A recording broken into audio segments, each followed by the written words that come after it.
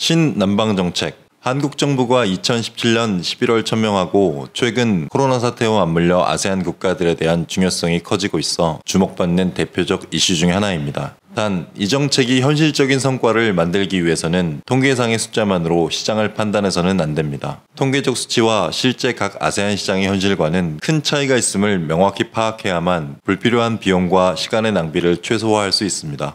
팁토크. 중국, 미국, 일본, 유럽 등 기존 선진국 기반의 대형 시장이 여러 가지 한계점을 보이게 되면서 아세안 시장의 개발과 공동 성장을 목표로 하는 것이 바로 신남방 정책의 주요 내용입니다. 이와 더불어 가장 먼저 주목을 받아왔던 시장이 바로 베트남과 말레이시아입니다. 코로나 사태 후 베트남과 한국의 관계가 급격히 악화되고 있는 내용은 다양한 언론과 미디어를 통해 이미 언급되고 있습니다. 이는 베트남만의 문제가 아니라 단물만을 취하고 관계를 차단하는 공산국가의 변치 않는 특성입니다. 이를 뒤로하고 과연 말레이시아는 어떤 시장일까요? 결론부터 말하자면 다른 아세안 시장에 비해 새로운 변화가 일어나기는 힘든 시장이다라고 할 수 있습니다. 다른 영상에서 언급한 바와 같이 말레이시아의 GNI는 10대 아세안 국가 중 가장 상위에 위치하고 있습니다. 쉽게 말해 매우 잘 산다는 것입니다. 넓은 토지와 풍부한 천연자원, 페트로나스 쌍둥이 빌딩으로 상징되는 경제력, 이슬람 경제의 중심지, 모두 맞는 말입니다. 여기서 중요한 것은 그러한 대기업들의 이야깃거리가 아닌 과연 중소기업이나 소상공인들이 설 자리가 있는가에 대한 것입니다. 이 질문에 대한 대답은 없습니다입니다. 물론 매우 낮은 확률로 성공의 기회가 있을 수 있지만 기회비용을 지출하며 수많은 장벽을 넘어야 한다는 것은 특히 지금과 같은 상황에서는 현실성이 없기 때문입니다.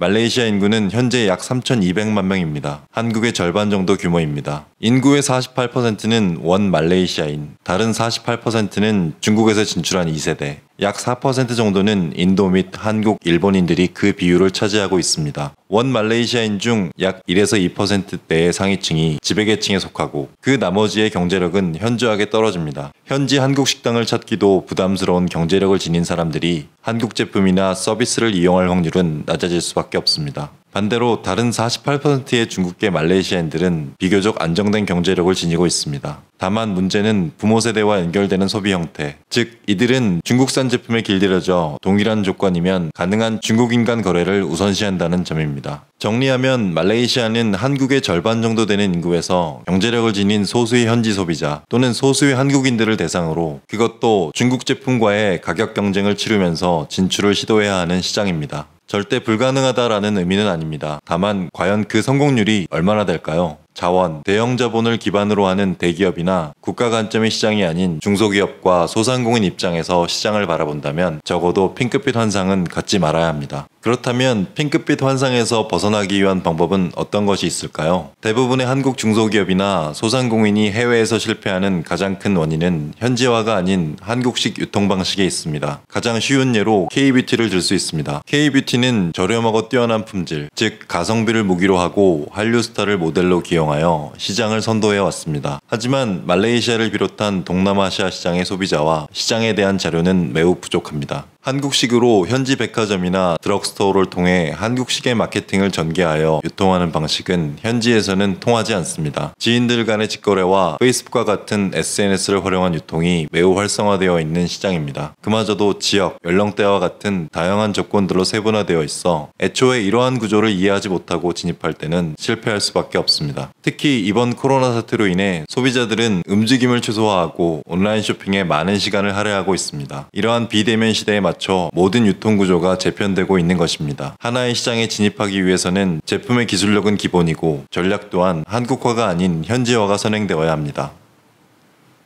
오늘은 여기까지 하겠습니다. 고맙습니다.